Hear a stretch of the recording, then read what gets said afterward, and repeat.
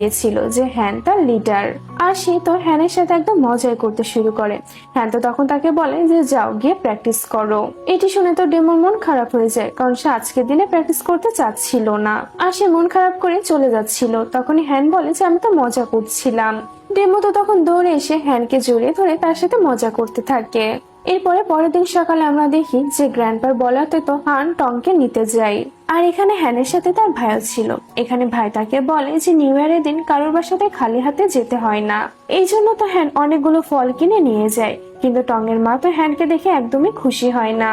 কিন্তু টং এর বাবা তো নিজে গিয়ে টংকে ডেকে নিয়ে আসে। টং তো তখন হ্যানের সাথে যাওয়ার জন্য অনেক সুন্দরভাবে রেডি হয়ে আসে। হ্যান তো তখন তাকে দেখে বলে যে আমার গ্র্যান্ডপা তোমাকে অনেক মিস করছে। এরপরে হ্যান টংকে সাথে করে তার গ্র্যান্ডপার সাথে দেখা করাতে নিয়ে যায়, যেখানে তারা সবাই মিলে নিউ ইয়ারটাকে অনেক সুন্দরভাবে সেলিব্রেট করতে থাকে। আর ডিনার শেষ করে তো হ্যান টংকে নিয়ে যায় তার বাসা পর্যন্ত রেখে আসতে।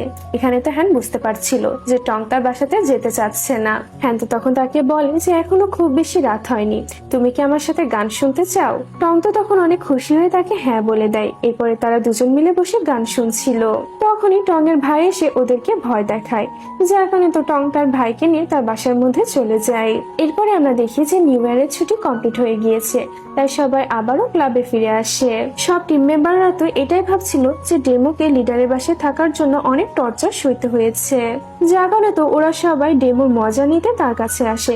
কিন্তু ডেমো তো এখানে তাদেরকে বলে যে আমি তো এতদিন অনেক মজা করে কাটিয়েছি। এটি শুনে তো কারোরই তার কথা বিশ্বাসই হচ্ছিল না। আর অন্যদিকে হান মিউজিক অ্যাপে কিভাবে অ্যাকাউন্ট খুলতে হয় সেটা বুঝতে পারছিল না, কারণ সে টং এর গান অনলাইনে শুনতে চাচ্ছিল। এই জন্য সে নাম্বার 97 কে তার রুমে ডাকে। নাম্বার 97 তো অনেক বেশি ভয় পেয়ে যায় যে লিডার তাকে কেনই বা ডাকছে।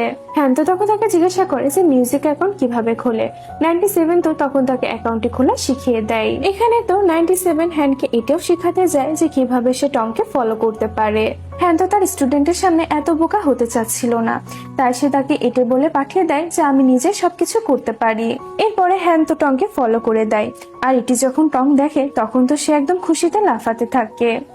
পরের দিন সকালবেলায় হান এয়ারপোর্টে তার টিম মেম্বার এবং আশিং এর জন্য অপেক্ষা করছিল। আর কিছুক্ষণ পরে সেখানে আশিং এবং বাকি টিম মেম্বাররা চলে আসে। হান তো এখানে তার স্টুডেন্টের জন্য বিজনেস ক্লাসের টিকিটই কেটেছিল। এই জন্য তো সবাই অনেক বেশি খুশি হয়ে যায়। ফ্লাইটের মধ্যে আমরা দেখি যে অনেকদিন পরে হান এবং আশিং পাশাপাশি বসে। আর এখানে বসে থেকেই তো আশিং এ তাদের পুরাতন দিনগুলোর কথা মনে করতে থাকে। এরপরে ফ্লাইট থেকে নেমে তারা সবাই আগে তাদের সেন্টারে আসে এবং সবকিছু তারা দেখাশোনা করে যে কোথায় কি আছে। এরপরে সবাই নিজেদের হোটেলে চলে যায়। এরপরে আমাদের ভ্যালেন্টাইন্স ডে সিন দেখানো হয়, মানে 14